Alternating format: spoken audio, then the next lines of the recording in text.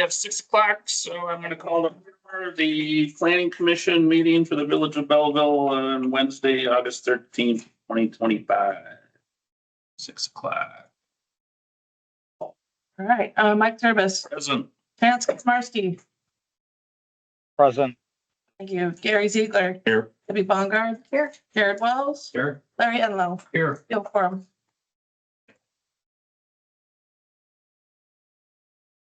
Participation allows citizens to be heard on any agenda or non-agenda item. So if you would like to speak on any agenda or non-agenda item at this time, please approach the podium. You have about 3 minutes. And we'll call your name. Otherwise, there'll be a short time during the agenda item for you to speak also if you'd like. I have no one signed up for the public comment at this time. My name is Steve Derleth. Hi. So I want to speak on the amendment, whatever, on the lot on Village Drive. They want to get, the lot's been too small for a long time for people to build a standard domicile on. They want to turn to a two-person duplex, and with duplexes come issues. Without 2 weeks notice, got 2 days notice. I went with our local law enforcement. We had 49 calls on the 2 duplexes down the street from us, one of which I believe the man who owns the lot, his sister lives in one, and they've renovated before. By word of mouth through law enforcement, the last 15 years I've been here. I know there's been heroin houses down there, et cetera. I've talked to local law enforcement that I've observed in the Brown complex across from me, changing plates, cars just showing up, coming out, look, drug deals right in front of me. You call them up, they try to do their best. I get that. I've been in law enforcement. I've been in corrections for 30 years. I see the colors of, this color, that color, black gangster disciple, vice lords, peace stones, whatever. So I know what I'm talking about when it comes to gang activity. So you build a duplex there, and even if they sell it outright, the next person who sells it could turn into rental property. When rental property doesn't get sold, the person who purchased that isn't going to sit on it and then just lose their mortgage or their money, whatever. They'll go to Section 8. And any kind of Section 8 stuff, traditionally in a small neighborhood like we have, it's rolled over since I've been there. Kids that were 2 and 4 are now in college. We've got new people in there now. They have small children. We've got enough rental property and places even down there. The Brown complex across the street from me, there's 2 cars in there now. They can't fill that. They renovated the ones down the street. I saw on land, they're beautiful. They haven't rented that yet. We don't need that in that small little area. There's plenty of new other places there. For me personally, I talked to my real estate agent, and my concerns were having duplex right next to me like that. I said, what's that going to do to my resale value if and when I leave Belleville? He says 10%, give or take. If it's beautifully maintained, there's no issues. The ones down the street, again, anyone who's ever been up on that street, over the years, it looks like Fred Sanford lives there. Now it's cleaned up. It's beautiful out there now. My concerns then, brand new Section 8. Not only they might recognize me, which I get that everywhere, that then I go from 10% up to 30% loss of my house. Not that my house is anything great. I call it my Menard shack with a roof, but it's mine. I've earned it. I paid it off. Belleville's like a small community. I came from Lancaster. It's a small town. People move to small town because of the Mayberry type mentality. We're going to lose that in that area if that happens. And it's such a small lot. We're going to be crammed in there and potentially have issues of crime, traffic, and everything else. And I think it's if you had a standalone condo or a regular house, you want to sell outright, more power to you. We're all for it. That's a small family community. After my life went to absolute crap in Madison, I moved here and I couldn't move into a better neighborhood. The reason I'm probably still standing is because of that neighborhood, the Ebba parties, the Kates, my other neighbors behind me. They welcomed me in there as a stranger, and they've basically kept me a productive member of society. Something like that, it brings an element into an area that just does not need to be there. I mean, there's plenty of new construction. We don't need that there in a duplex. If you have to apply for a variance, obviously it doesn't belong there. Then you encroach on everyone else's, wall. I don't want to be like you see the new construction in some places in Madison. You've got 3 feet between your walls or whatever, and then you have issues with whoever's there bringing their boats and their, whatever, and it's encroaching your property, and it turns into issues. So between the loss of value, the potential of crime, and an eyesore and everything else, I think it's a very bad idea for that particular area. Thanks, Steve. What was your last name again? Derleth, Derleth. Thanks.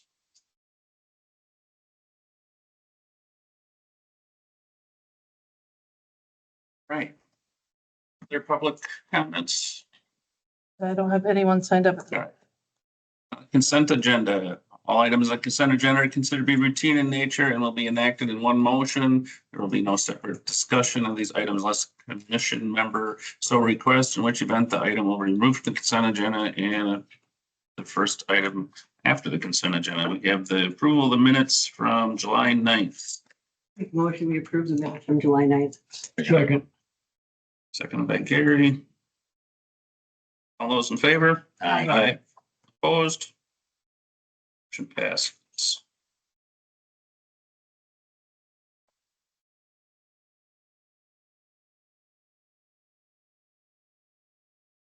Right, we have a number 5 on the agenda. Right, yep. Rezoning application Dev 2025-18 for 637 Village Drive. So I didn't redo a staff review on this one because we had already talked about the land division. The land division was conditionally approved upon this rezone. So the lot itself is 13,200 square feet, which and is currently RSL, single family residential low density. Looking to change it to RZ, the 0 lot line.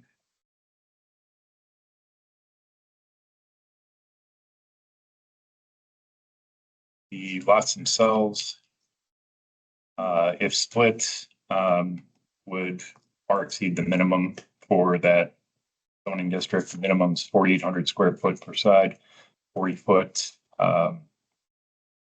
With lot 1 and lot 2 would both be over 6,600 square feet with nearly 50 foot width.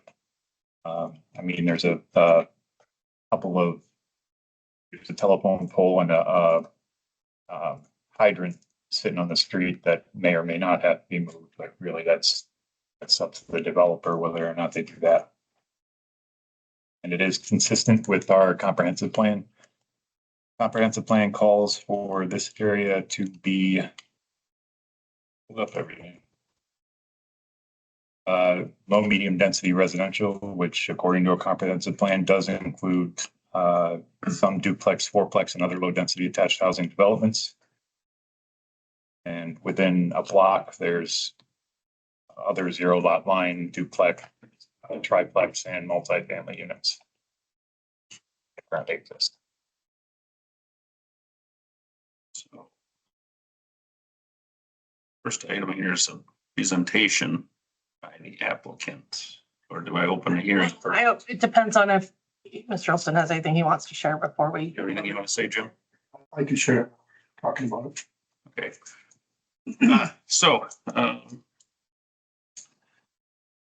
Let's see, I need to open public hearing. I now open public hearing at 6:08.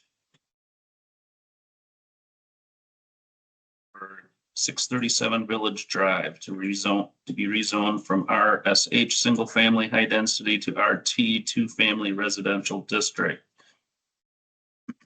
Was the hearing noticed? Yeah, the public hearing was published in the Post Messenger Recorder on July 17th and 22nd. I've included the affidavits of publication as part of the packet. The agenda was also posted at Village Hall, Belleville Public Library, and on the Village Belleville website on Friday, August 8th. I will make note that with a rezone, we're supposed to provide letters to the neighbors within 200 feet of the property. We caught that very late. We've had a lot of extra noticing from the clerk's office this summer. And it was just an error on my part for not paying attention to what was happening with Plan Commission. When we caught that, we did our best to rectify it as soon as we could. It's a complicated process to figure out that. You wouldn't think it is, and I apologize for the lateness of the neighbor notification and the way it was handled, and if we missed anybody in that process. I know there was some comments, so I wanted to make sure that it was, when it wasn't intentional, we were just, once we caught the error, we tried to fix it, so.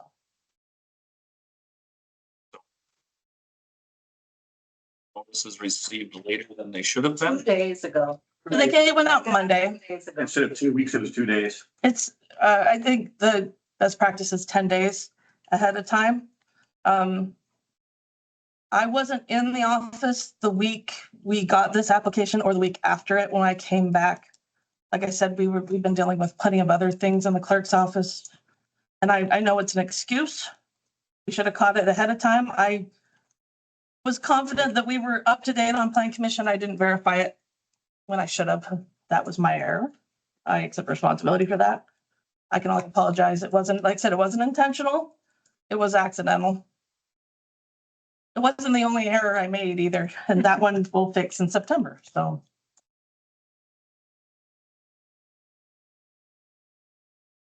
It's our dated on this one. We got them on Monday. I got mine at noon on Monday In our doors. in our doors.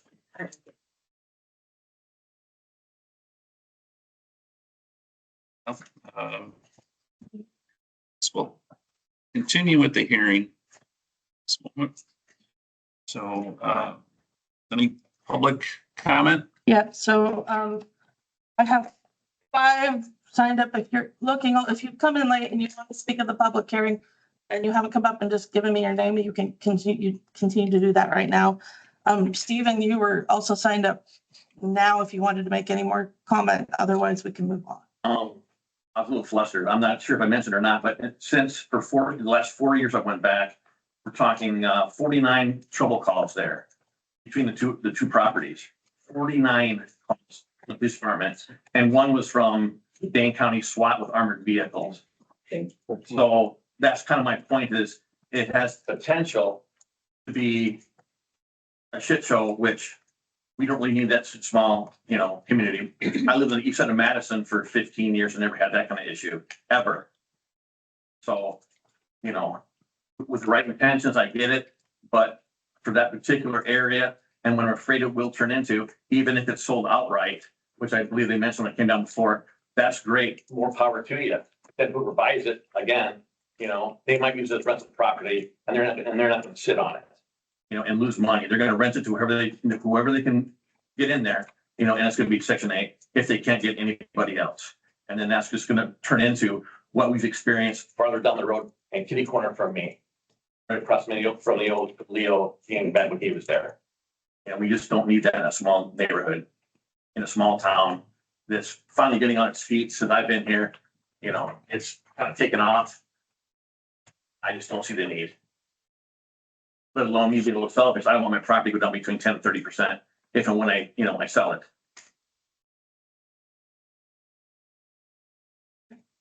John, if you. Well, sure, I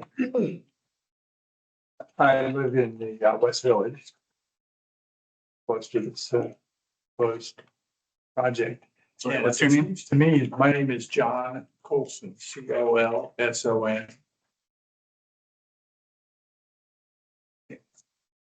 Given the fact that the notification went out late, I'd suggest you hold off on any consideration of this until the neighbors can be properly notified, because if people have concerns, they're going to want to hear about it, and they're going to want to be able to come in. I will point out that the newspaper notices and all the other statute notices did go out on time. Known for over.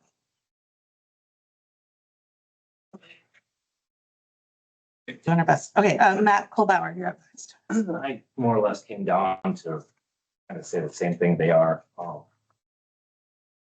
To somewhat understand it, if us even coming down will make a difference, and if that is a possibility, then 2 days notice, we did not get a letter at all in our door. We actually touched the lot. And the other neighbors I had talked to that with such a short notice, they have other plans that are priority, and they could not make time to be here. So it is something that you'd actually like to hear about the neighbors, what they think about the idea. Then I feel like it should have been pushed off. And if it doesn't matter what we have to say, then I guess, that's another point, but we're gonna hold a meeting to talk about it, I feel like it is important to hear other people's what it.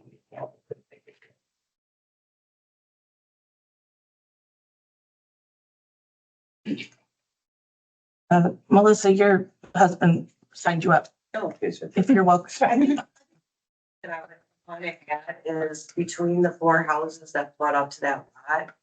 That because that lot has been sold and rebought and sold and rebought 20 years I've been here. Our neighbors have collectively been maintaining that lot. Because nobody mows it. Whoever bought it, nobody ever took care of it. So I think our frustration is we've been maintaining it. We've been calling the village constantly when it wasn't being maintained. And then to not get proper notice about a duplex versus a single family. I don't think anybody in the neighborhood would mind a single family home. But duplexes bring more traffic, more crime, and I've lived in Bayside, Massachusetts, and I've never had squat in my backyard. I've never had drug deals and drug dens on the corner. So I just feel like if you want to proceed with a single family, you will get probably zero pushback. But the more you bring in duplexes, the more you bring in risk. Lori, hey, I guess I don't really I'm not a property person really, but Ian, when you said zero property line, what does that mean? So zero lot line, it's a duplex where it is two separate saleable properties that the lot line is the center wall that separates them. So you're saying that lot is actually two lots? Yeah, it would actually be split into two separate lots with one building kind of straddling the line. Widthwise or depth? Because it's not. Here's the duplex. Right. Here's the lot. They split it down the middle, so the middle of the duplex is would be a lot, so they can sell it individually if they wanted to. Is that correct, sir? Yep. And uh, I have a question. probably want to wait till after the public hearing. Okay. But we'll have, Eric Everhardy. Yeah, I'm disappointed with the 2-day notice as it is. My son was here from Montana. I had to drop him off in Rochester, Minnesota, and I basically just got back into town. I had to change my plans a lot to get in here. Just so you kind of know. We moved into this area 47 years ago. We're really happy with it. We like the single, we would prefer to have a single unit there because we know the problems with the other buildings down the road. And if they really want to build a duplex, there's an empty lot south of Laverne's old fourth family next to our house. And I think that is rated as a multi-family type unit. And okay, and since my wife, very know she did taxes in the town, she did Laverne's taxes on the poor family next to us, and I was shocked at how little he paid above what I paid on my property for a 4-family unit. You get a 2-family unit, a duplex in there, you've got twice the amount of cars using that road. If they have kids, you got that many more kids going to school, and they're not paying the same property tax as a single unit family as comparison. Like you would think the 4-family duplex next to us would be at least double what our taxes were, and it's not. It's maybe a third at most more property tax than I'm paying on my single family house. Let's see. And then if it's a single family, they're gonna be more vested in the town. They'll take better care of the property. If it's strictly renters, it's gonna be like any other rental. They're not gonna care about the community. They're here and they're gone. And it's kind of a sad state of affairs as far as I'm concerned. And then like Carmen Monticello, they got all those units down there, duplexes, and they're having problems with a lot of problems with the police, have to go down there and take it. They've got trouble with the renters that are living in there. And that's like, to me, it's the bottom line is I moved into this community because it was nice. And if you start throwing duplexes in here, I just don't think the community's gonna kind of go downhill from there. That's all I have signed up. I do have one letter that came in, email that I will read now, from Janice Diedrich. It's a short. We are on vacation, so we can't attend the meeting, but we feel it should stay a single family lot since all the houses around it are that way.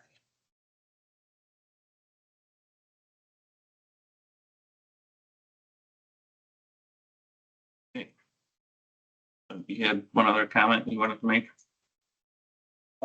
Yeah, I read through the material on the website and I wasn't able to determine, is there any parking going along with these units? I mean, we haven't gotten any kind of site plan or anything for, but I would assume that there would be driveways and garages. Just like a normal duplex. Okay, I was just wondering. Yeah. Okay. Are there any other comments? Any other comments? Are there any other comments? I'll close the public hearing at 6:21. Discuss consider approval of rezoning application for 637 Village Drive to be rezoned from RSH single family high density to RT 2-family residential district.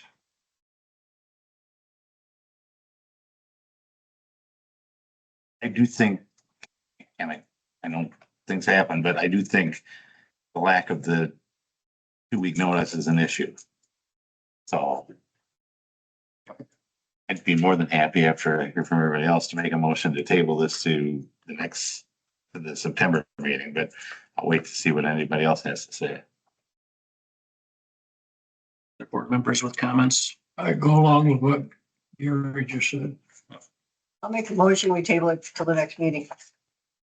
Lack of information getting out on time. Second. Motion by Debbie, seconded by Gary. I will be here the next meeting. Do you guys want me to do like a separate memo for it to go You back? have to stay here. That's not happening. Yeah, if you could, if there's any additional information and with The time difference isn't that great where you're going, so you could call in, so. That ain't happening. From the, Oh, come on. You don't want that to happen. so that would come back in September's meeting then? September September 10th. September 10th. Yeah.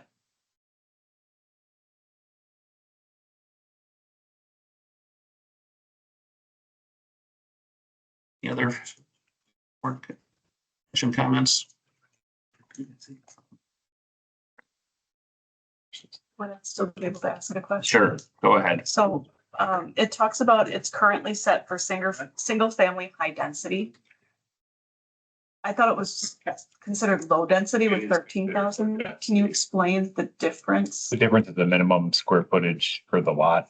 And so this lot has over 13,000 square feet. So it's our least dense residential lot. And so you could absolutely build a single family on there. No problem. Our least dense single family lot has a minimum of 6,000 square feet, which is less than half of what this has.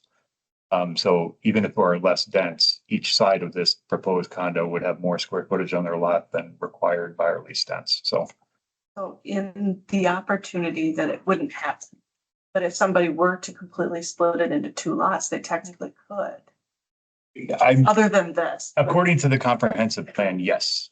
So 2-family would be fine, multifamily to an extent, I guess, like 3 or 4 family probably would be fine according to comprehensive plan. And then splitting it into 2 single family high density lots would also be acceptable according to this. So Okay. We've got a motion to table this till September 10th. Lack of sufficient notice. All those in favor? Aye. Opposed? the paperwork part, since the public hearing is still held today, there is no, besides an agenda meeting, there will be no extra noticing that goes out to anybody. The notice still is Just so everybody's aware, that's. There be any notice to the people that weren't originally that live adjacent? Maybe. So that, like I said, that was an administrative error where I have to manually go into the map and then move the thing everywhere, make sure I get everyone. And I guess I thought I had everybody and I didn't. So if I know they saw the letter, it would be, I could, if you would like me to mail you the letter, I'm happy to mail the letter. It's purely me rushing on Monday because we were trying to make up for a previous error and we made more errors. So. A new letter will be mailed out to all the residents that are required. All right. Moving on. Conditional use permit application. Of 2025-21 for 11 Carl Ave. So this one was for 11 Carl Ave for the large shipping container. It's being used for storage on the property. And that was held over from last month's meeting. I did do a re-inspection this afternoon and I have pictures if you'd like to see them, but all of the issues, code compliance issues on the property have been taken care of. With the exception of the parking lot, but I've already discussed that with the owner and they're going to come up with a plan for maintenance of that. And I did provide a new memo today with you guys. I went out with Tom and tried the best we could to locate the water and sewer lines. We were able to kind of locate it by finding the shutoffs and the manhole covers. And it looks like it does go from the southwest of the rear of the lot and kind of diagonally right through the area where the large shipping container is. May be possible to move the container further to the west than it currently sits to make sure that we're as far off from where the sewer water line could be as possible, so we don't have to worry about moving it in case of emergency. But yeah, that's all I got.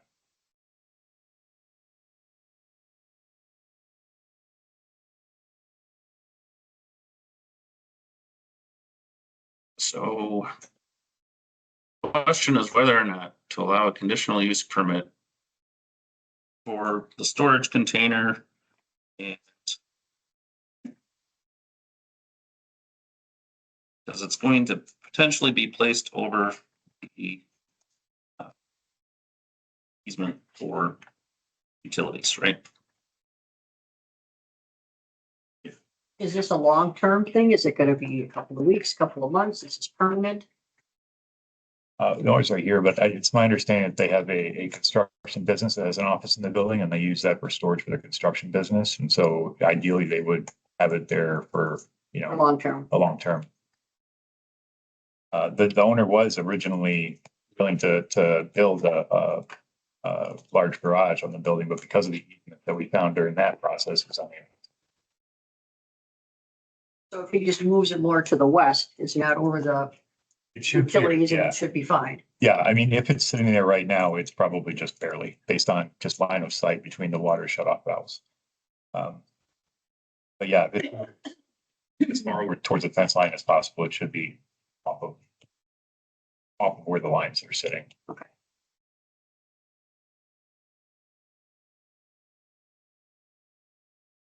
So my bigger issue with this, the more I've thought about it, and this is gonna be a topic of conversation on another agenda item tonight, is the precedence of allowing shipping containers to be used for this, that, and the other thing in the village.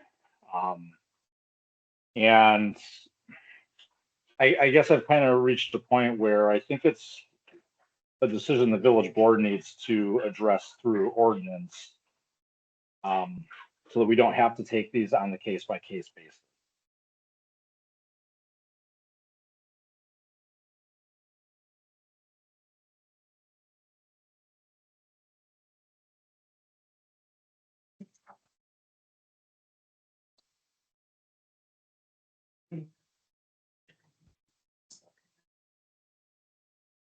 Comments on this? State your name. Let me ask comments. My name is Tammy Hinch. I Please live, speak up. my name is Tammy Hinch, HINTCH. I live 3 doors down from that monstrosity.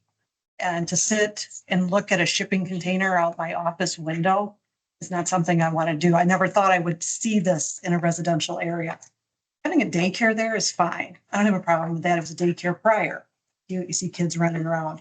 But to see the construction equipment that's sitting there, to see the shipping container that they've now painted, because that's supposed to make it better. When it's open, you can see they're just throwing crap in there. Yeah, they cleaned up everything today. I got to look at garbage for like, not really sure why they can't use garbage receptacles. Put your garbage out every day or every week, but to pile it on the trailers and put all that stuff out there, it's getting old. It's been going on for a long time, and that's not what I signed up for when I bought a residential property. So I think he's got a point. You need to make an ordinance, not a case by case, but a blanket policy, because this people bottles it full.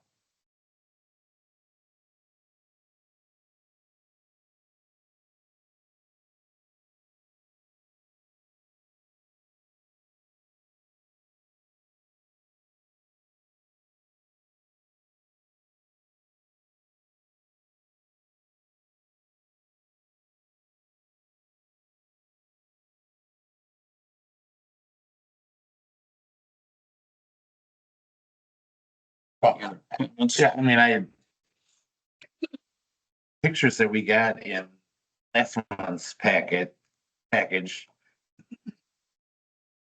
almost scare me. I mean, it might be cleaned up now, but how long until it gets back to that? I half agree with what Chance said. I think or I agree, we probably need to create an ordinance for this. I think there's a big difference between this shipping container and the ones that are proposed for the yards to run a business, or for food or whatever they're going to run out of those, decide to run out of those. But I certainly wouldn't want to be looking out my back window at that all the time. I know we approved one previously for big cats, but that's That was another one-off. yeah, right. So I do have some concerns about this. Good catch. So much for vacation. Yeah. So I didn't like it. That's the point. That's right. Sure. And I'm fat. My charger, okay? So regarding this specific location where the utilities run, there's adjacent is the vacant lot that's for sale right now. That's supposed to get townhouses, right? I mean, that's the original concept that was floated at the time was 14 townhomes. Yeah. So how does anything getting built on that adjacent lot? Is it gonna conflict with where these utilities are if that container's on top of them? Some of the utility easement does stretch onto the other lot, but it's not very much at all. And from the concept that was, you really only went through for a variance, from the lot distance to the lot line setback. And the side of the property that this would be on would be, or what was proposed to be, like stormwater and driveway. So it really wouldn't have any impact on the village themselves. The buildings would have been set back behind the State Farm office building and Riverville. But again, that could end up coming back at some point with a completely different design, so.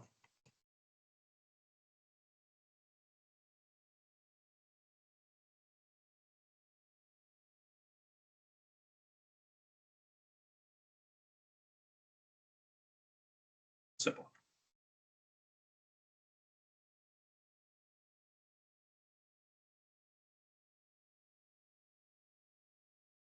I also have concerns about shipping containers popping up for storage all over the village.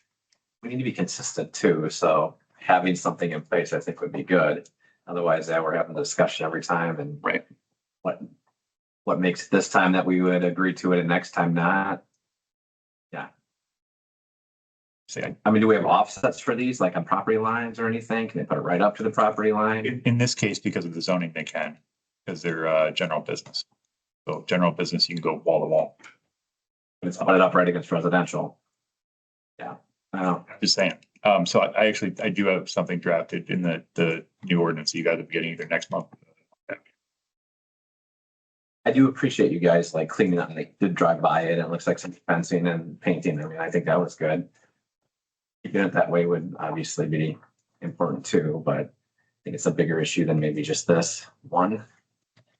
Well, we don't have the ordinance in place, so we have to make a decision regarding this particular instance.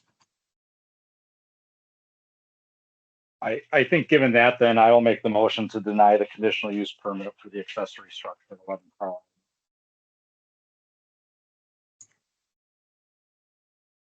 Yes. I'll second it. Discussion. Area second for discussion. You would deny.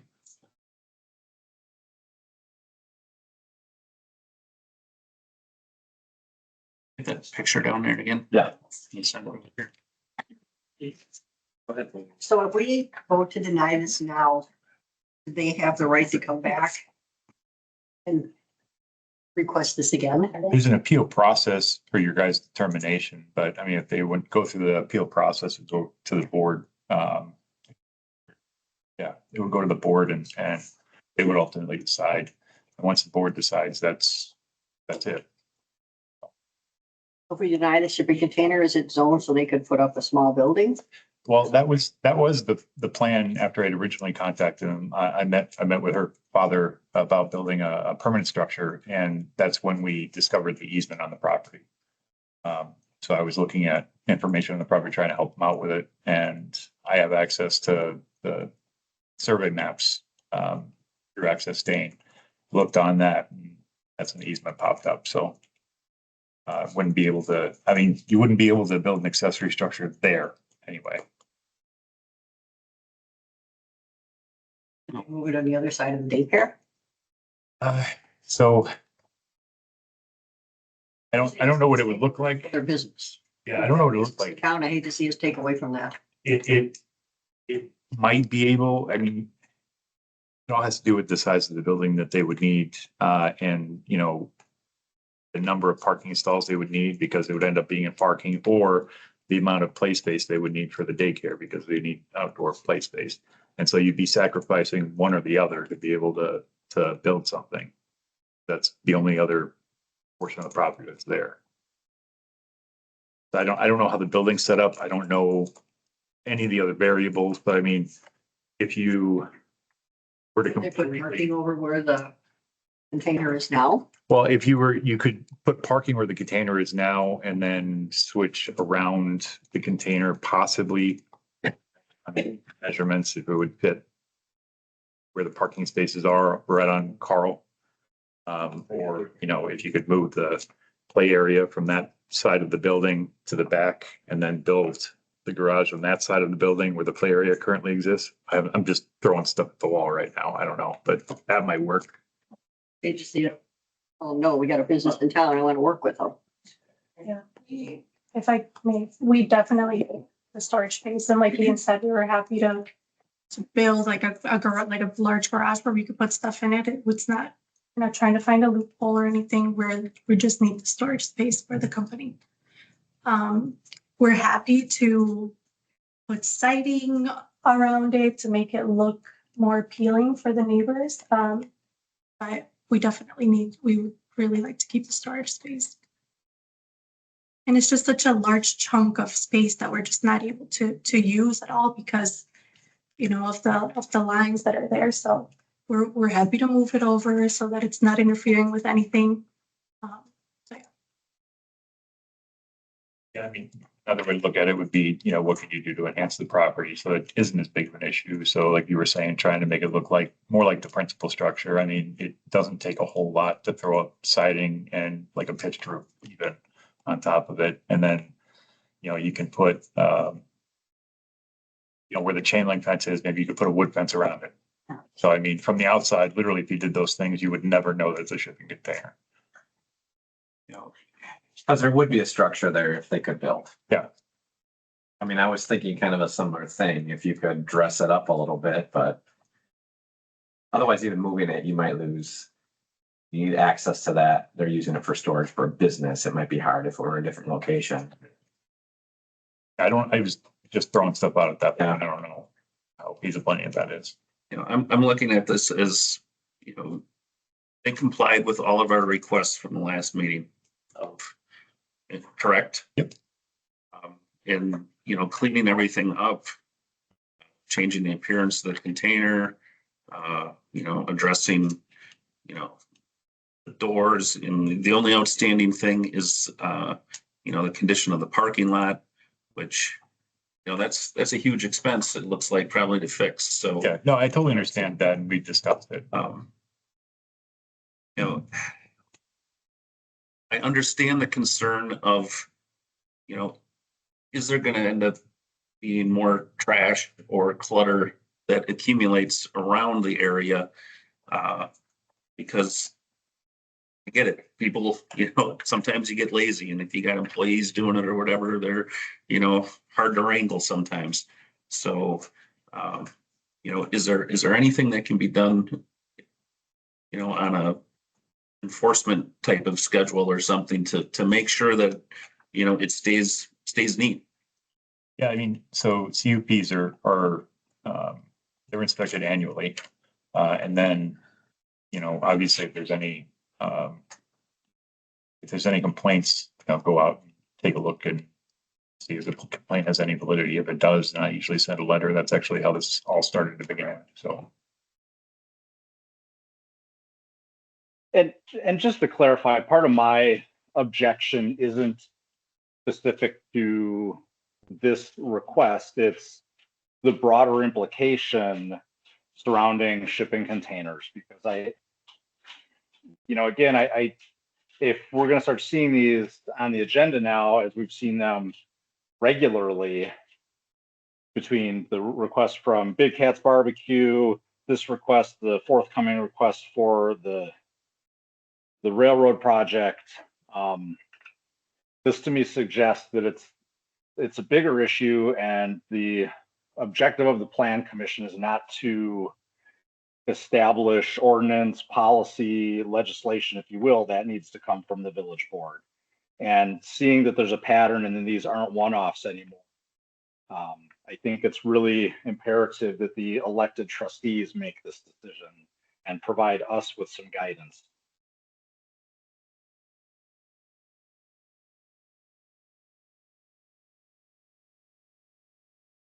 You all feel like the board needs to provide you guidance. You do, you can always put a continuation that, say the village board shall review this item within the next number of days. You ask the village board to approve it. It stays as it is until the village board can provide final.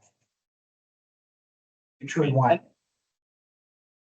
You truly want the board to make a decision. Right. And like I said, it's just becoming a topic that kind of exceeds what I think is a conditional use permit. A conditional use permit is for a one-off, an occasional situation. And as we've seen now, this is becoming a regular situation. And I understand we're in the process of recodifying the ordinances. Maybe this is one of those ordinances that we should pull out and look at sooner than Later. September or October, when this several ordinances that this commission is going to have to review before it goes to finance and governance. But maybe we should get a look at that, see what it says, and possibly adopt it sooner than December or January, when all the other ones are going to get adopted. Yes, that's fine. But like I said, I've already drafted. Yeah.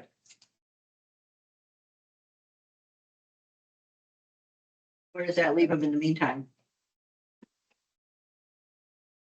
We've got a conditional use permit in front of us now. There's no ordinance to, make it, to guide us that way. It would still be at least 2 months before, and that's the soonest that an ordinance could be adopted. This. Because it would have to go to public hearing, right? Yep, so it would have to go to the board first. then come back here for public hearing, and for you guys to take a look at it. And then if there are no changes to the draft, then it will go back to the board. Here to set ordinance. So if we deny this request, they don't have to have it gone tomorrow. If you deny it, yeah, they would have to have it gone. I mean, not tomorrow, but in a reasonable amount of time.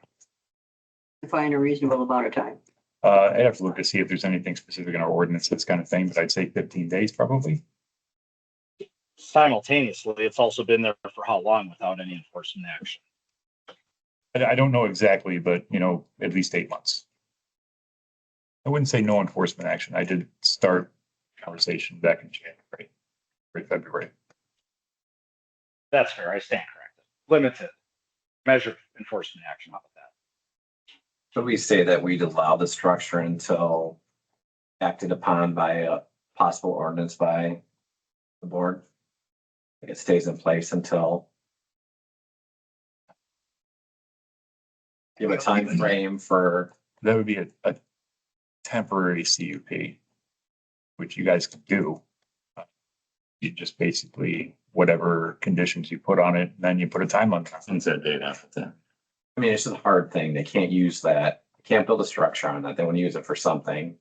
It did take steps, what we asked last time to clean it up. But then again, we don't have anything overall that would guide us. I'm not crazy about them having them remove it right away either.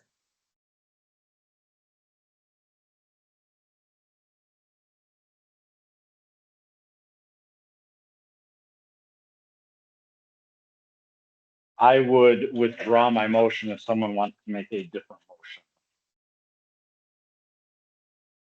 All right, Chance is willing to withdraw his motion if another motion comes up.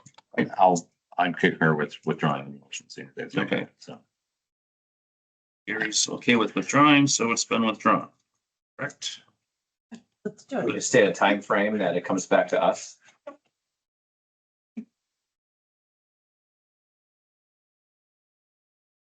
Hey, good time.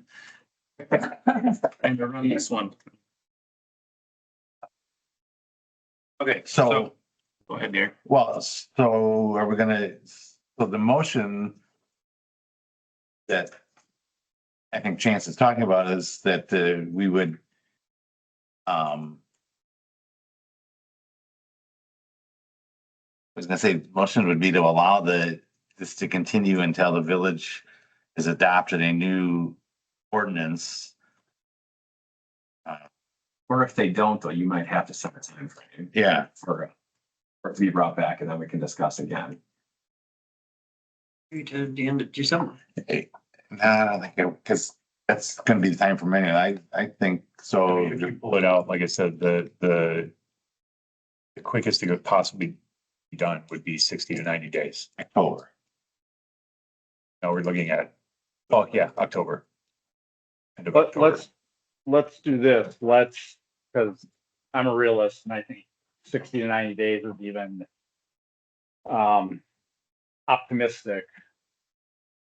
Well, I guess 90 days would be the end of the year at the point. 90 days would be middle of November right now. So Well, then let's just do it until December 31st. That gives the village board some time to actually work on it and not feel pressed either. And I think that is reasonable. It does give us an end date or an out, but it also respects the time that it realistically will take to figure this out.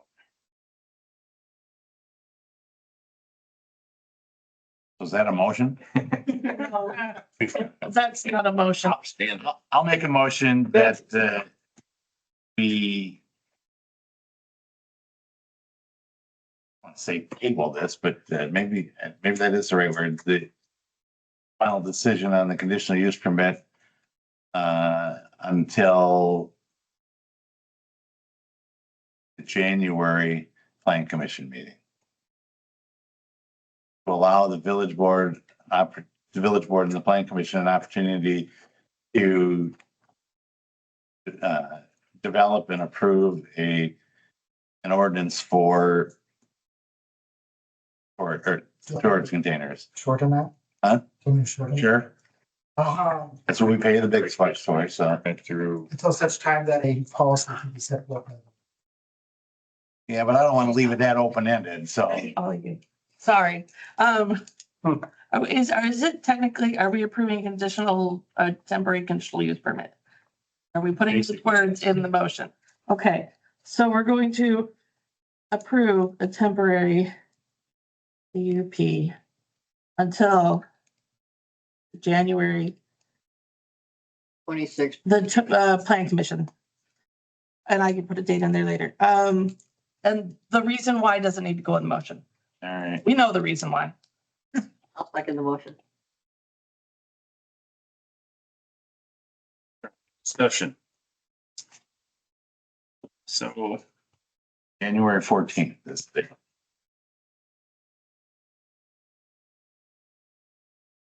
I just don't like about this whole process is we're leaving them hanging, wondering what to do. At least they have continued use though. Yeah, we just don't know, like, we're just not gonna, or should we just not touch anything now? Cause like he was ready to like get started and put like siding in it, you know what I mean, and stuff like that. To make it look more appealing. Should we just not touch anything till? I mean, that might be something that the board would determine that you'd have to, the facade would have to look a certain way or. I'm not sure, so I mean, I guess it could be. I don't want to spend money on it right now. Right. I'm just gonna tell you in January to get rid of it. That Right. doesn't make right, any sense. that's the safe route is don't do anything. Except keep it clean. Yeah, I was gonna say, it also gives 4 months here to determine, to see how well they maintain everything, so how well it's maintained. And, you know, it's not part of this discussion, but, you know, in an ordinance or something that, you know, I don't want to, I mean, it's good. If it's as simple as put, you know, some sort of fencing facade around it, every storage container, they're just gonna look like, you know, every garbage receptacle dumpster that's on every Screened, property yeah. too, so. Anyway, that's not for this discussion though. Well, we got a motion in a second. So the motion is to approve a temporary use permit until January 14th. is there a date or? January 14th, plan commission meeting, yeah. All right. Any other discussion by the board? Sorry, commission, we're not a board. Habits are hard to break. All those in favor? Aye. Opposed? Motion passes.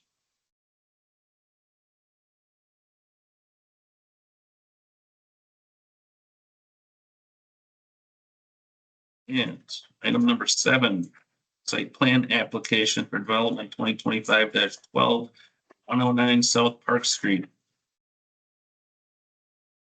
So this is the yard site plan application.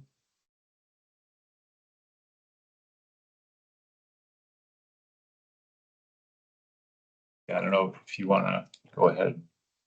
Your thing. Well, so the comments that we got back, kind of both from Ian and from Police Chief Hughes and from Chance. Last name's escaping me. Kazmarski. Thank you, the fire reviewer. Most of the comments were, as Ian noted, sort of like, this is a choice by design, you know, and so I'm very happy to discuss those, you know, sort of what the design intention is and why we're asking for a specific variance of these various, you know, materials and things of that nature. But the one that caught my eye mostly was Chance's comment about occupancy and sprinkling the building. And that information wasn't initially included in my site plan application just because it wasn't asked for. I was expecting to address that at a later time. But everybody loves a fire drill, so we have a full, we did our code, like our code analysis for the site. Chance, I sent it to you via email, hoping that you could, I didn't get it in time to, like we publicly posted, but it should be in your inbox. If you want to kind of follow along. And then I do have some extra copies if anybody wants to see code analysis, or if anybody else wants to see it. But so that was the one that I just wanted to make sure because it's human safety. Yep. The other things are materiality, color, these kind of items, which I think are a little bit more of a qualitative aspect, right? This is a very quantitative, right? Mhm. Humans going through certain exit wicks. And so that's something I just want to make sure is addressed. So did you guys get about Eber's plans here? I get it. Does anybody else wants any? Drawing? Yeah. Anybody else wants to see some visuals? This one has an error, so it's mine. Thank you. And so the fire department comments were about, if we're gonna have 150 people in this property, it needs to be sprinkled. And I had misspoke. I got my A's and B's and 49s and 99s mixed up, but this is gonna be an A2 occupancy. There's a handful of code sections that are all listed in here in appropriate fashions that we have an A2 occupancy. Our fire area is under 5,000 square feet, our building area is under a certain thing. And the section I'm really referencing is 9 on the second page here, section 903, 2.1.2, group A2. Our fire area exceeds 5,000 square feet, not true. Fire area has an occupant load of 100 or more. We're going to assign it to be 99 max inside the building. And the fire area is located on a floor other than the level of exit discharge, which is also not true. So we qualify for 99 person occupancy with no spread. There's a further breakdown of the site on this spreadsheet that talks about the sort of different areas of the property, right? The depot building itself, the deck, which is an animal unto its own self, and then the sort of lawn patio space. And so, I'll give them a minute to soak that up and stuff. Any questions?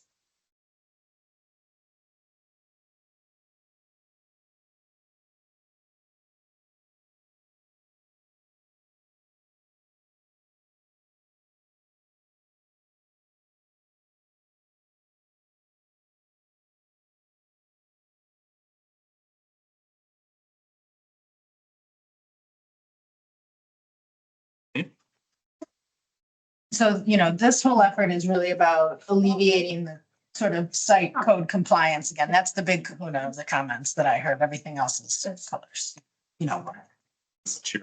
Yeah, we can make it out of. I really don't keep the shipping in containers. I'm not our adjacencies on the agenda item is not great, but we'll get there when we get there.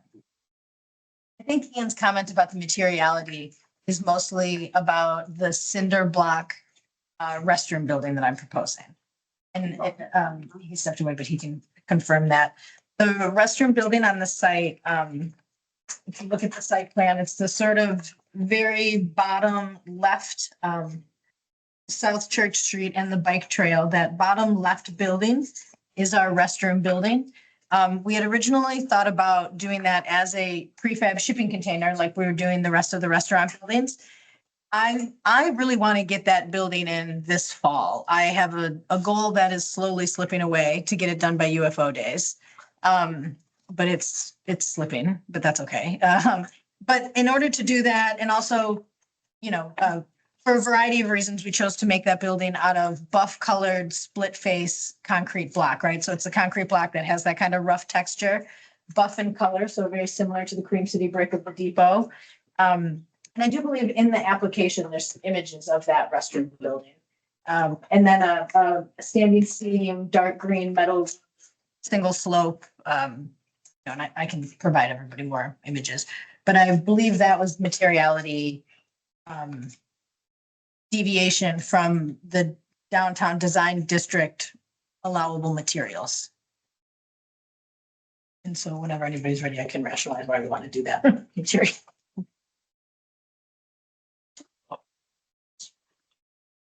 So, educate me as to why cinder block type brick versus Traditional brick. traditional brick, yeah. Sure. So split face CMU is like, it's an 8-inch concrete block, right? It's the 8-inch concrete block. These kind of buildings go up, just you stack them up.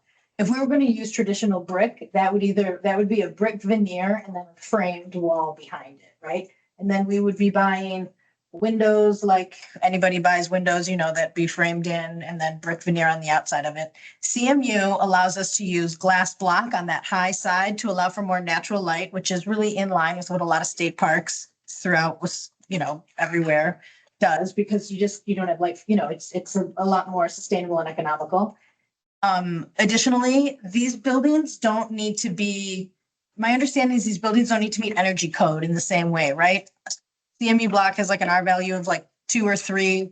I don't need to have a framed wall with like bad insulation, you know what I mean? Like insulation and waterproofing and like the whole 9 yards, right? It's a CMU building is a very simple thing to make versus a typical brick with a framed wall behind it. Because you can literally, there are no elements that this brick block wall can't handle. You know what I mean? I don't have to worry about lock or leaking or mold or all of the wonderful. So is that building gonna be 4 seasons or year round use or? 3 seasons. 3 seasons. 3 seasons, right? In the depths of winter, we'll close it down. Okay. And then we'll have electrified strikes. So it'll be on a timer. It'll go dawn to dusk. Throughout the year, we'll probably change it, change that schedule based on use, right? We have some study to do about that. It'll be 2 accessible stalls, and then a janitor's closet in the middle.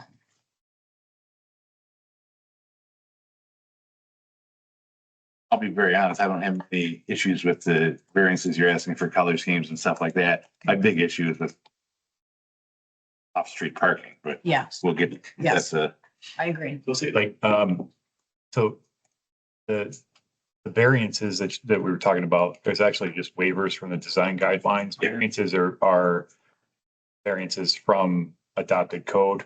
The downtown design guidelines were adopted by ordinance, but not into ordinance. And it has a separate section saying the plan commission can negotiate with the developer on waivers from certain aspects. So it'd just be waiving colors or whatever else. So I started the conversation saying, the big kahuna was the code stuff, right? But Yeah. then in your specific comments, it was a lot about materiality.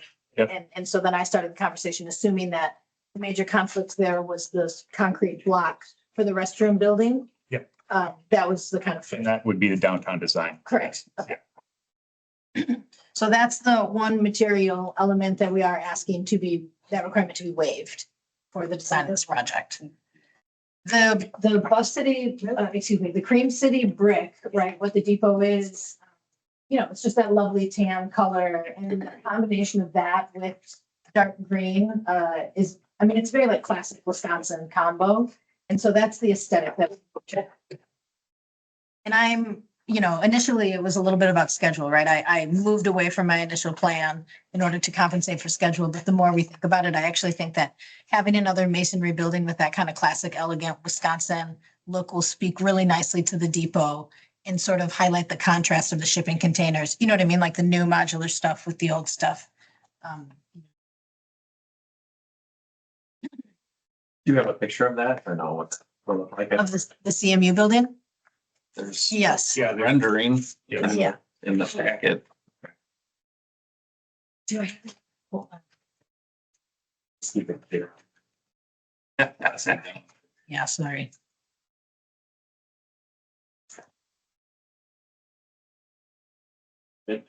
Originally, when I looked at that, and like, those are the only restrooms for the whole property, and I'm like, oh, there's 2 in the building. There's 2 in the Yeah, building. You gotta size. I'm like, I was like, we might have a capacity issue. Yeah, no, there's in our plumbing counts. I did not include our plumbing counts in this code analysis, but we did it all at the same time. Our plumbing counts are sufficient, for the proposals that we're talking about for the whole site our plumbing counts for the whole site, I think, allow us up to 300 people. The plumbing counts for the building itself, I think, allow us up to 150. And so I have all that documentation that I'll make sure makes its way to the building department.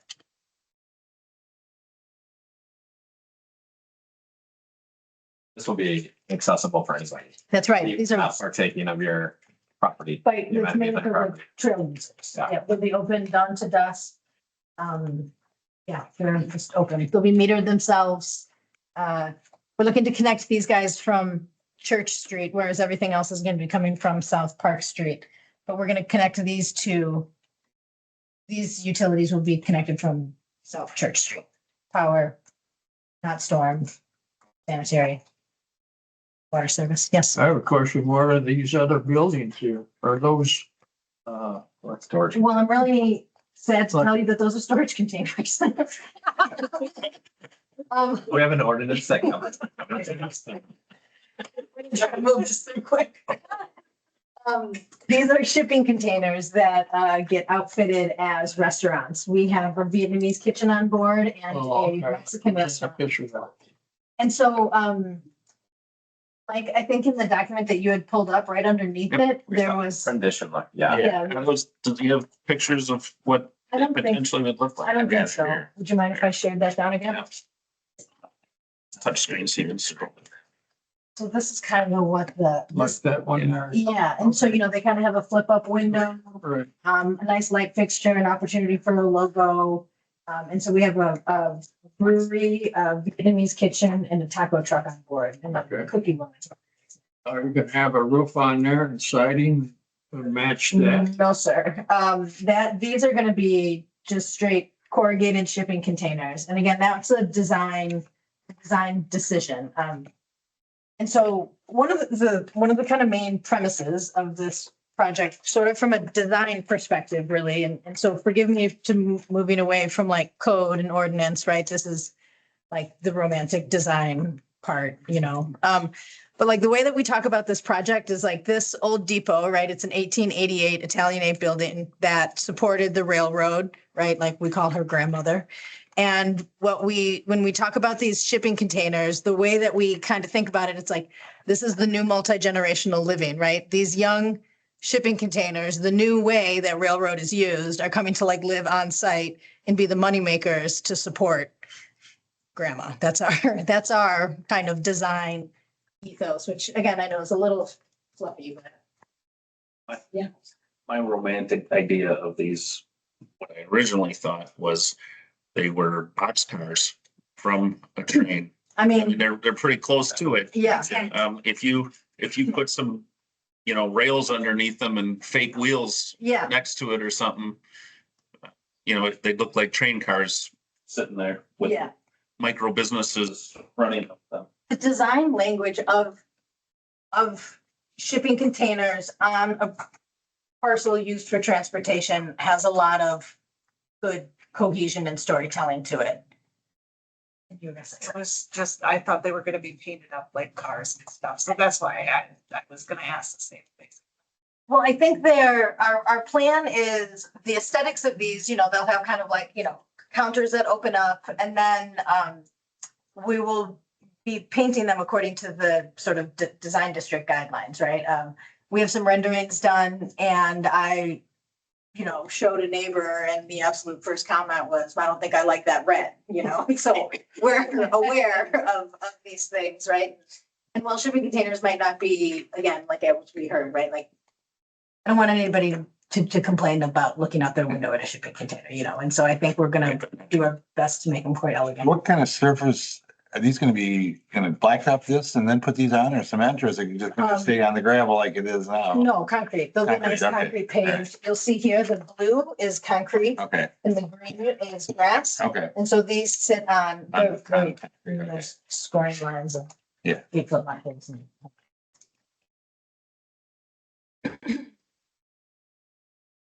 So they won't be painted to say like Sioux Line or Rocky Road. Rocky Road. No, they won't. But They'll- they'll say, you know, Jimmy's Cafe or something. That's right. That's In right. a light up sign possibly. Not that, no, No. absolutely not. Okay. All right, I don't, well, yeah, I guess light up would upset the neighbors. Yeah, no. Start that can of worms. Yeah. I think you need to bring Mike on your design team here. Yeah. A lot of good ideas. So moving on. Some things wrong. Yeah. I don't know how much you, at all, you guys want me to go through my review of it. Well, as I said before, it was a very thorough review and I appreciate that. It was good reading. And like I said, I don't have an issue, I think, with anything other than, parking on site. My Is thoughts that too. because I know we've talked about either making Church. East Pearl and Church and Pearl one ways with angle parking but as we see tonight, parking is at a premium downtown now. So, I mean, what do we have? Is there parking available along the trail on the west side? The property towards the post office? There's. Street parking. Or are you talking about the lots? There's like that. Yeah, That's a municipal lot. okay. So And then- it stretches all the way behind the post office, And then we have that old library parking lot that we own. old library parking lot. behind 130 South Line. 130 South by, yeah. Oh, yeah. On the south side. Let's talk about the whole, yeah. Yeah, I mean, is that something that we utilize and Uh, for parking? I mean, how many spaces? we will, because we're gonna start holding, meetings over there. Over there. So, I mean, it'll be sporadic, but it still will be utilized. I mean, that parking then just overflows into neighborhoods and that can upset people too. Same thing it does during community picnic. Yeah, but community picnics just. That's a one time, that's one usually every day. Yeah. Well, if I it's. mean, we have things in place, not that we need like 32 parking spots. I'm concerned that we don't have anything. Mhm. And yes, we want to maximize that historical site. I mean, I was surprised with the hop cart and how busy this downtown is. Yeah. It's very exciting. And if it were anything like this, I mean, it could be pretty busy. Yeah, and when people catch wind, there's 2 breweries in town, you know what I mean? You'll drive twice as far almost, right? It's like Yeah. people like. And so with the parking that, the village has thought about doing on East Pearl and South Church, our project is very happy to help support that, right? And I know that, projects within the village over a certain threshold, it's out to bid, it's, you know what I mean? It's a whole kind of kit and caboodle. The bid, if, lining South Church and East Pearl is the move, our project is very excited to put in an accessible parking spot up at this top northeast corner. We'll do a curb cut in and make it a van accessible spot. I think that could be very helpful to serve both all library park functions and depot functions. And it would fall in line nicely with parallel parking down that street. And so where I was going with this, right, it's like, if my project could take on the curb cut and, the ramp for the accessible parking, then I think probably maybe split between 2 projects. It could be, the striping of those streets could be something that the village take, or I don't know, however the village wants to roll that out, our project is very happy to support the striping of both those streets. Yeah, because we really never discussed making those 2 blocks one way or closing them or whatever. So, at the board level, so, there's 3 of us here tonight, but I'm not sure how the other 4 feel about that. So How much space, how many more parking spots would that? well, yeah, Because you that's, park on both sides right now, like angling them, though they give us more, I don't know. If your road is wide enough to do that. And we can park right on both sides of South Park.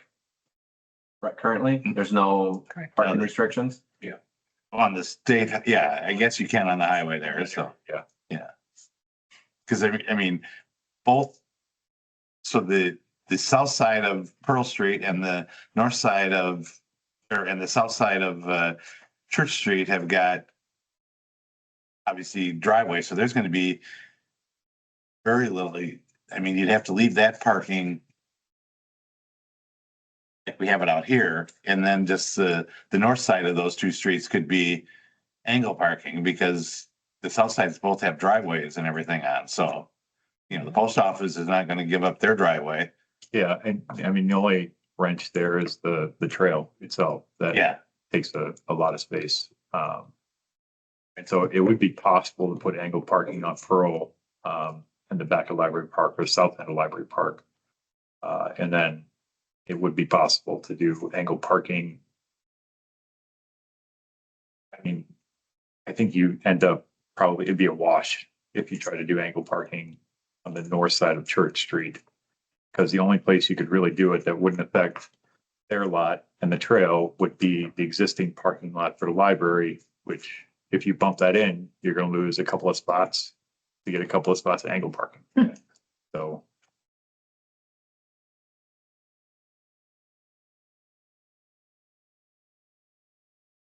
The other extreme ways to get parking, take out lawn areas or basically widen Church Street by, basically bumping the road north into, your property and compressing all of that on the south side, closer to the depot. I'm pretty limited by access, like access that I can put off of Park Street, right? Yeah, there can't be. You know what I mean? I can't cut that curb along 92. So every existing driveway there isn't, they're not, the DOT's not gonna allow any access up Park Street into the depot. Well, if people want to go, they're gonna park wherever So- they want, so just this- like they do anywhere else. It's not gonna happen. North Lawn gets you 8 spots. My thought is that, in the other proposal for this project, right, a very large parking lot was proposed. And it was the whole site, right? It was just the whole site. And I really think that this is far too civic of a lot to turn it into parking. I mean, the public parking we have from the old library, how many stalls is that? And is that something that we're gonna keep? We're gonna try to, are you talking a lot on the south side of the old library? yeah, Yeah, again, we're gonna keep that, because like I said, we're moving, so we're Got not everybody. gonna, we're gonna be moving our meetings to that building because. the of long the- term, we're gonna keep, Yeah, so that's where people coming to those meetings and everything. I mean, that would help to offset if Yeah, they we allow people bring to your park there. calls, yeah. They got you by the short hairs and they know it. This is, that's someone else's property too. I mean, If people want to go, they're gonna park and watch. this just like I said, is just like they do landscaping anywhere. materials. I think that might be Sullivan. I don't know. If it's off the vine, it is. What's your reason that you can't take some parking spots that are in those green spaces right here? Right along So here? I'm unable to have any access off of South Park Street. And so we'd have to come in, right, like a curb cut right here, we'd have to do something more like that. If we were to put parking on here, it would have to be at the south part of this. I'm unable to put any curb cuts along South Park Street for vehicular entrance onto my site, even though there is an existing one This right is here. mine. That doesn't make sense. It's a state- Say highway, they're not gonna allow any more. 92, they're not gonna allow any. Any more potential. Not enough there. Oh, okay, I see what you mean. Yeah. There are 13. And again, regardless, my true position on it is, like, regardless of that access, I just think that this, I think that this is Village, right? Like for, When we have meetings possibly, but yeah, yeah, I mean, that's pretty much every Monday and the first 2 Wednesdays a month, and then others are sprinkled in. at least that gives us some other search available spaces. Yeah. That we control. Can't go in through here. Has there been any public comments about, parking it off from surrounding neighbors or no, to the south? Not specifically for this project, in general, yes, but not specifically for this project. Well, I think guessing the neighbors one of the neighbors in the church will complain vehemently once this happens, so. I'm guessing both, but I I know the one will. Just method with which they complain will be different.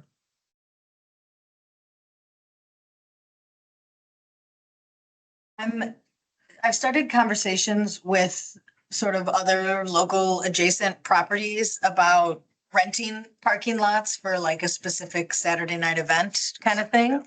To kind of alleviate those more, intentional loads of the building, on a Wednesday night on good weather, right? Exactly like you said, people are gonna park and they're gonna walk in, right? But if I'm, have a contract where I know X amount of people are gonna come in, I'm trying to find local solutions for that, right?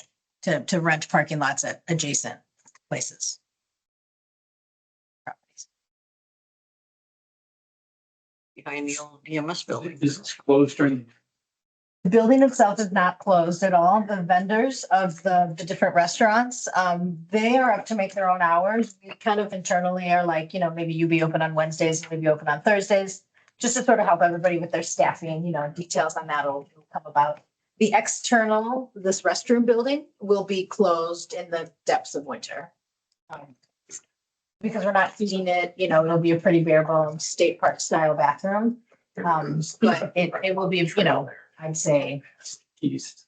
November, December, January. There's that behind. I would expect it to be, I would expect it to be closed, November, December, January, February. That is a lot, yes. And then, of course, it's like, we have some amazing week in December. That is a plus. Like, we just open it up, right? Yeah. Which is another reason why we're very intentionally gonna try to connect that one differently. You know what I mean? Connecting onto South Church versus through the basement of the depot, just to kind of allow it to behave a little differently.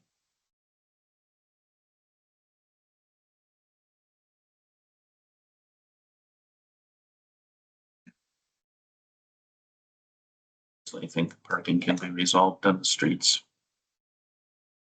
I would like to ask if Chance has any questions about egret occupancy.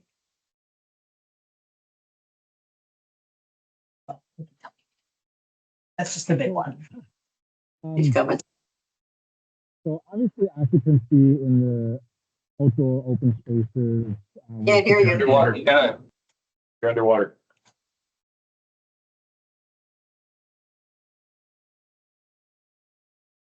There's potentially like 20 spots. Is that better? Yeah. Thank you. Sorry, my headset was in the wrong setting. So obviously out in the open where the shipping containers are, I don't have a lot of occupancy concerns about that. And before I dip into that, I'll weigh in on the parking. I don't think parking is going to be a problem for the day-to-day use of the space. Again, you hit the nail on the head. It's going to be those peak events where you're going to have a full house. I think that's something we have to work more towards a solution. The day-to-day, I personally am not going to be concerned about that. Let that stop us from bringing this business in. My sheer concern with occupancy from a fire code aspect is going to be that old depot building. Okay. Did I read correct the space? That's a 2,200 square foot building, correct?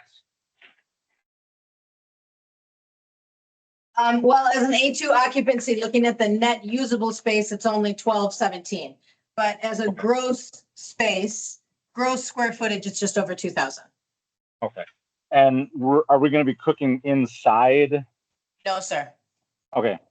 You said the usable space is, we'll call 1,200? 1217, yep.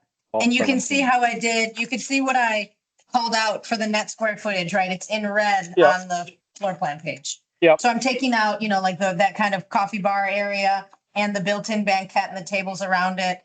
There, you'll see those two kind of, flipped at 45 degrees tables. Those I didn't count because I don't know.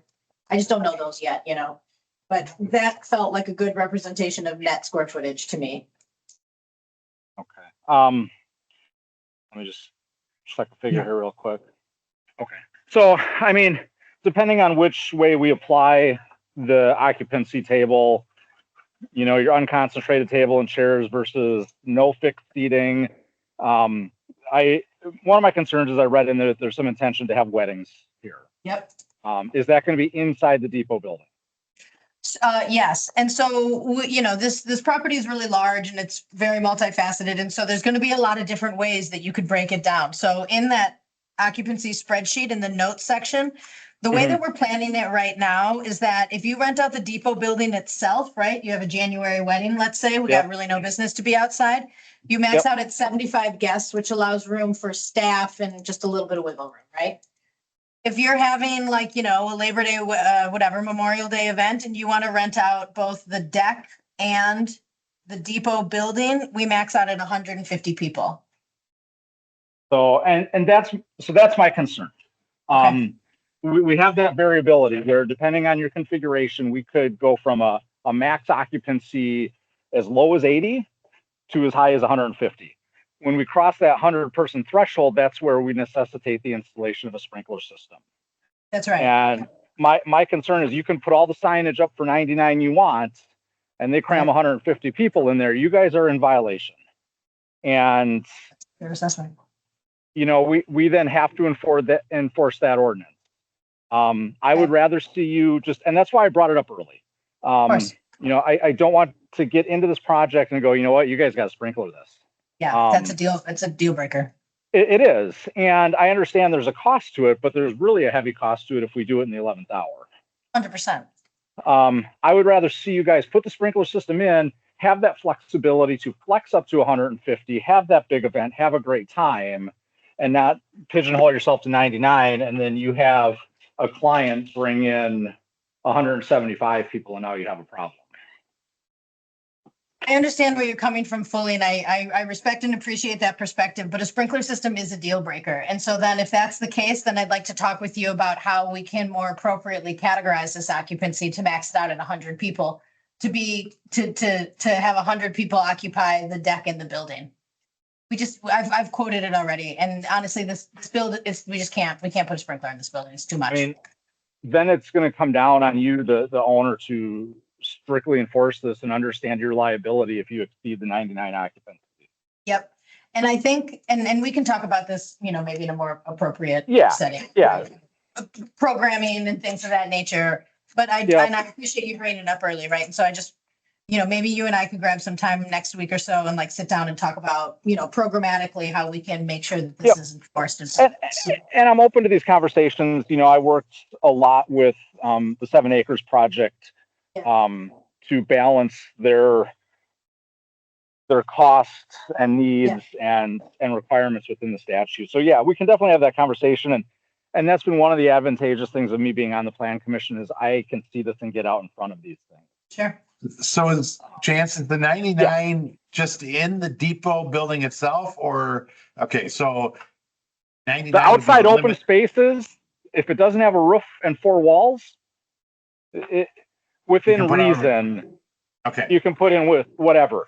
Now, so it's 99 in the depot proper, inside the depot proper, yes, right? inside the enclosed structure and the deck, because it's under the awning. Yes. That's total Staff occupancy. at all. Okay. So, and which is why, like, if we were, you know, if you rent the depot for like a January private event, and I'm just saying January because you new people aren't going to go outside, right? Yeah. We will max it at 75 to allow that extra space for staff to make sure that we're within code compliance. Yep. And that's fair. We really have to kind of lean into that. You know, would I love to see you sprinkler it and protect your investment 100%? But I understand it's got a cost in front of it as well. And maybe if you're successful and down the road, we can revisit it. But yeah, it's just, it can't happen at this juncture. Yep. And as far as everything else goes, like I said, I don't want to stand in your way on the parking. I don't have a problem with the brick. In fact, I'll call it an outhouse. I know that's not the right word. If that actually really closely managed that depot building, that would be amazing. Sorry, say that comment again? Closely matched. If it really replicated the look and the aesthetic of the depot, that would be amazing on that property. I think that would balance your modern flavor with the shipping containers. You know, I'm a history buff. Yeah, would I love to see old timey box cars? That would be kind of cool. But at the same time, the younger generation has no appreciation for it. Well, and tariffs make shipping containers cheap right now. Yeah, they're all over the place. But again, also to revisit earlier in the meeting, I do want to make sure that we, as a village, address it, make sure we have some guidance. Your project is different than the one that came before us, but it's still a shipping container. So to be fair and equitable, Absolutely. you know, I want to make sure that it's not a one-off anymore. We're getting a lot of requests for it. So it's time to manage it. So you'd like to have this open by UFO day, The bathroom building. the bathroom, okay. Correct. Only the bathroom. Okay, building. so the shipping containers are not gonna be until Spring. Okay, Yeah. so that does give us, I am not that good. I okay. I was gonna say, that was pretty aggressive if you could do that, so. Absolutely not. I really, and that, you know, another reason for, right, it's a block bathroom building. Every inspector in Wisconsin has seen these, every plumber in Wisconsin, you know what I mean? Like they make these things in their sleep for something that I wanted to do with some urgency and also wanted to do first. I didn't want to throw something really abstract and unknown to the building inspector and just start off on a wrong foot. You know what I mean? Like I kind of. Like I said, they're at every state park, they're golf courses, they're, you know. I just kind of start with a win, Yeah. get some bodies on that property. Yeah. Because you'd get a lot, because a lot of people park there on UFO day. So. And again, that goal is slipping a little bit, but I still think that we're still gonna do this restroom building this fall. I always like to see more than one disabled parking. We have more than one. 100%. disabled. Most places they've got 2, 3, 4 in a row. Yeah. Yeah. We do have a fair amount of people that are physically challenged. That, Absolutely. you know, use part of the downtown now because there is nowhere for them to park and the curbs aren't. Yep. Right, ramped for them. So. Correct. And I know there's a conversation about the sidewalks, you know, what's happening on the south side of Library Park right there. And if I remember correctly from that village board meeting, I think that one on the south side of Library Park was maybe kicked out of scope. Well, it's not, it was not in this year. We did the one on the west side. Oh, excuse me. I think the south side probably will come up in the future again, I would think, so. And, you know, my hope is, you know, these campuses are like sisters, you know what I mean? Yeah. These blocks are very connected and so our intentional placement of that accessible spot is to serve, you know what I mean, both properties on either side of Pearl Street. Is our intention. Well, I'm gonna make a motion that we approve the site plan with the contingencies outlined in Ian's letter dated August 13th. Should we waive the other things in a separate motion?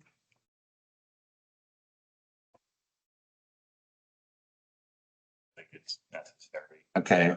You're making the motion, including. All right, and then waiving the off-street parking requirements, the building materials are not consistent with the design standards, and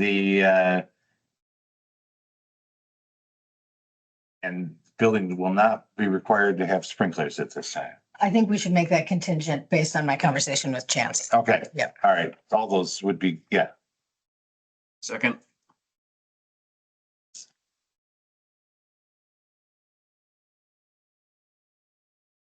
Any other discussion by the board? Comments? I think the parking, when having some available space, I wasn't sure what we're gonna do with that full library spot, potentially having that. Again, that little spot between the post office and the trail is our lot. So some spots too. Yeah, I mean, so there, I mean, it would be first come, first serve, if you get, you know, so, yeah. Some of the USPS vehicles back there. Yeah, which I don't understand why they do that. They have Because nobody else parks there. their own parking lot. Yeah, but Yeah. I mean, I can always talk to Josh too. And Yeah. Right. So there is additional availability. Yes. Is it just a question, you know, there's the kind of like drive aisle, right, that goes kind of parallel along the bike path, that's village property, right? And is that, Yeah, the drive itself is, but I mean, it literally ends at the end of the pavement. yeah. I guess I'm just wondering, it's like, is there any opportunity for, right, like turn that into a drive aisle and parallel on one side? it ends at the pavement. I've looked at that. Because then it's DOT property. Yeah. Well, I know a person that let me know. So the only thing that holds you back from doing something in DOT property is that it's an active rail bed, but like that doesn't matter for parking, like you could put DG there, right? Compacted DG, and probably add a solid X amount of spaces. Yeah. Depending on the width of it, but I don't know, just a thought.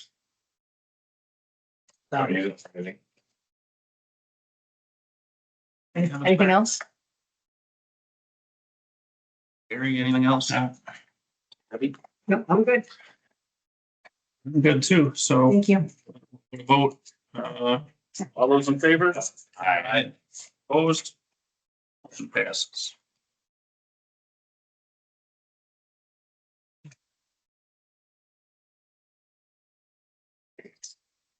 Next item 8, site plan review 2025-24 Baker's Wood flat 97. Yes, I can help here, just to keep it and, so you guys take any actions. But they were just able to get kind of their concept nailed down for what they want to do with the multifamilies, 24 townhome units. And this would be in Baker's Woods, right on Highway 69, next to that new Tyler Street intersection. I said, just kick it a can. They were hoping to get any comments from you guys now and bring it back.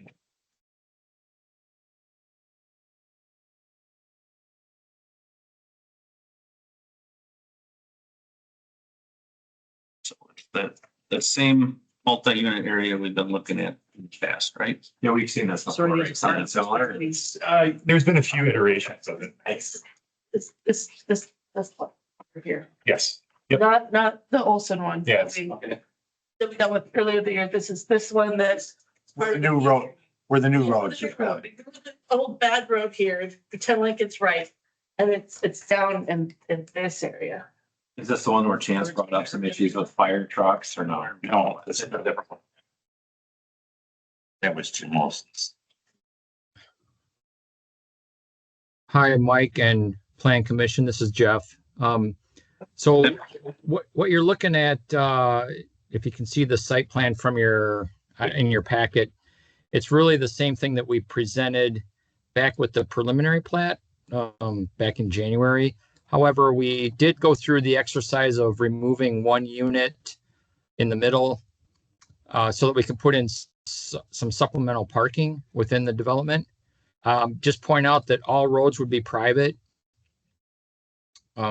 These are all rental units. We have 9 supplemental parking spaces in addition to the single garage space and driveway space for each unit. We're currently rapidly working on the water and sewer extensions to serve this.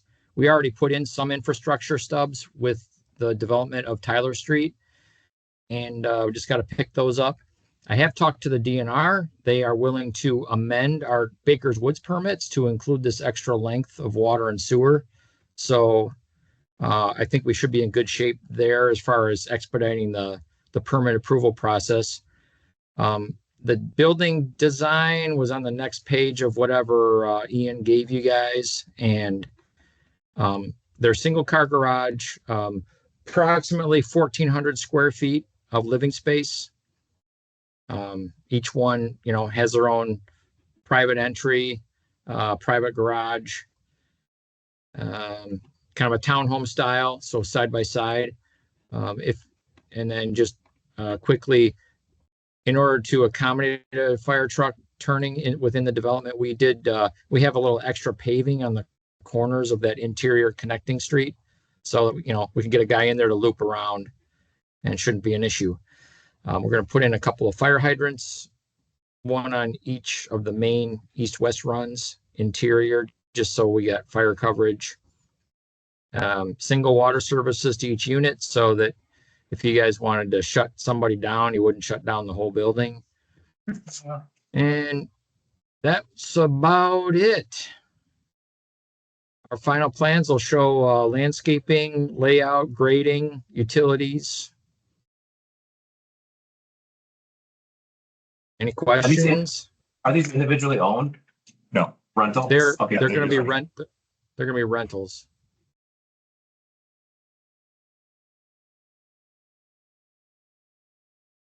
How many square feet in one of these? 24. 24? did you say? 1,400 square feet living space. Okay. They're probably going to be in the, I can imagine they're going to be in the $1,500 to $1,800 rent range. It'll be 1,800 at least. What rent was more, huh? When are they estimated for completion? Oh, sorry, I just blurred out like that. Sure. We want to get started with foundations as soon as we get plan commission approval in September. And then build throughout the winter so that we have, we should have units able to rent first quarter of 2026.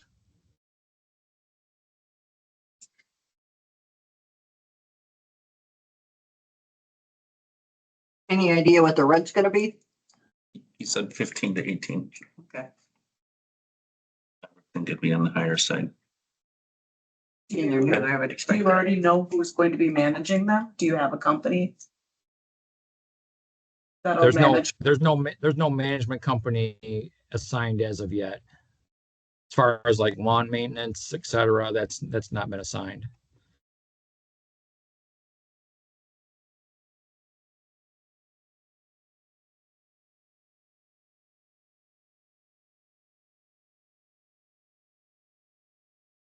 So, I mean, if you went back to the preliminary plat, Yeah. which probably I would show you, on my formal submittal package, I mean, you'll see it's really pretty much in conformance with that. We're not really changing anything drastically. We went through several iterations, trying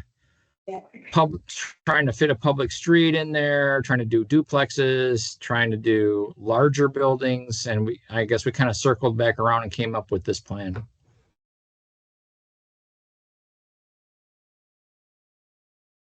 I have a question regarding the wooded section between your development and the west village across the Baker Woods on the other side of it, right?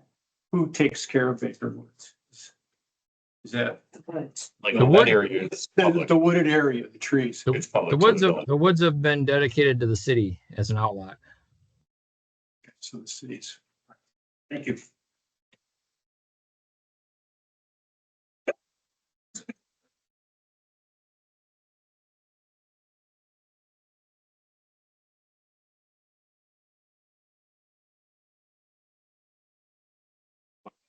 I mean, if I guess one thing that Ian had mentioned was a privacy fence along the north property line, so we've added that in next to the single family residence. We'll supplement with. you dropped out, Draft out, John. supplement Oh, with. sorry, I said we have a fence. We'll supplement with landscaping. And here's the fence. The fence will be on the property line. Landscaping will be, in the backyards of the townhomes.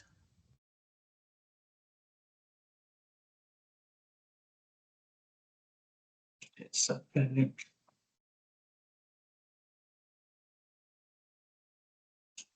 answer any concerns from, your point of the fire department? Let me see. Not at the moment. I guess, it's just it's a site plan for right now. I'll have to wait and see what the building plans look like downstream, what's actually going to go on there. But no, I mean, we'll get a truck in there somehow, and if we don't, we'll just have to pull fire hose.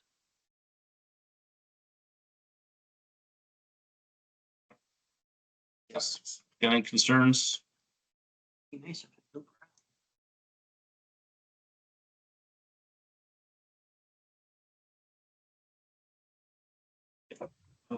So we got 51 feet. That side of the buildings. There's a 50-foot highway setback Right. per DNR, so we're at 51.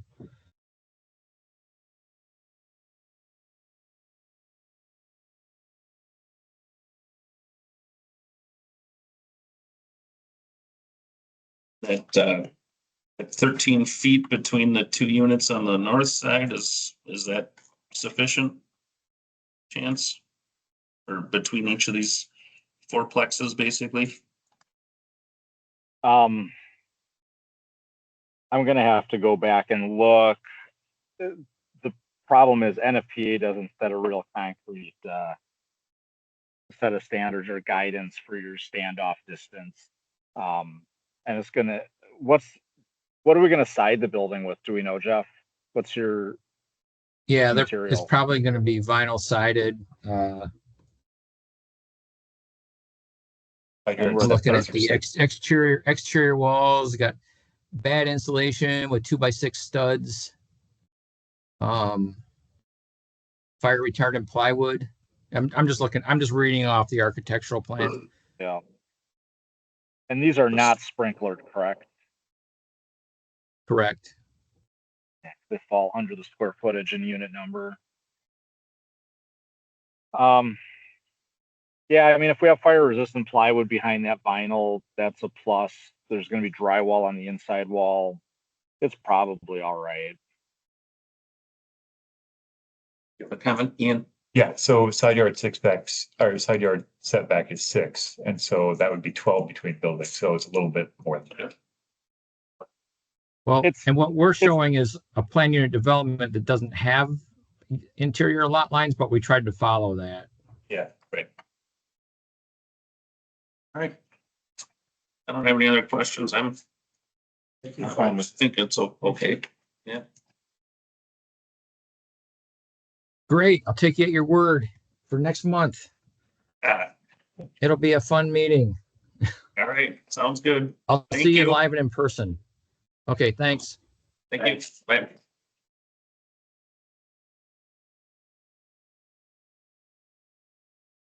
All right, so that was so. All right. Moving on, communications miscellaneous business. Announcements, questions, future agenda items, we got a couple. I was just pulling it up fast for next month. Agenda. Besides what we've tabled from this, we're also going to have a conditional use permit for the beer garden at Dam Bar. The rezoning of lot 24 next to lot 23 for Tim Solomon and I can't remember. Michaela. But yeah, Vicky. for that sports complex. And I thought there's and we're gonna hold a public hearing for the because we have to hold a public hearing when we change ordinance. So we're gonna hold a whole public hearing about changing ordinance in preparation for you guys to go over all the fun new ordinance. So And Baker's Woods, or not Baker's Woods, And- Badger Trails Phase 1 final plat. right. That one I For the haven't first gotten on here yet. 44 units to the north. And no Ian, so I won't be You'll here be next. with us in spirit. No, I won't. I'm vacant. Right.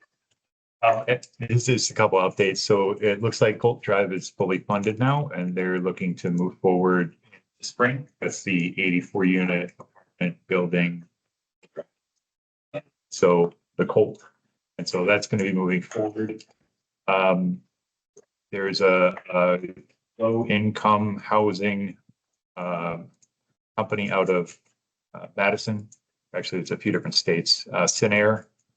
They purchased just over 6 acres that's directly south of the Catholic Church zone multifamily, and they're looking to put up low income apartments. They don't know exactly how many. The number 50 was thrown out there, but just concept at this time. And I think that's it. By low income, are we talking Section 8? Is that what you're? I don't know exactly what programs they go through. I know that they're going to be applying for grants through WIDA for funding to help build. And they're holding up. I can't think forward here until they figure out what's going on with that. Okay. All right, and our next meeting is September 10th. I think we voted that one. I would love to hear a motion. I'll move, we adjourn. Nope. I'll second that one. Second. All those in favor? Aye. Opposed? We are adjourned at 7:50.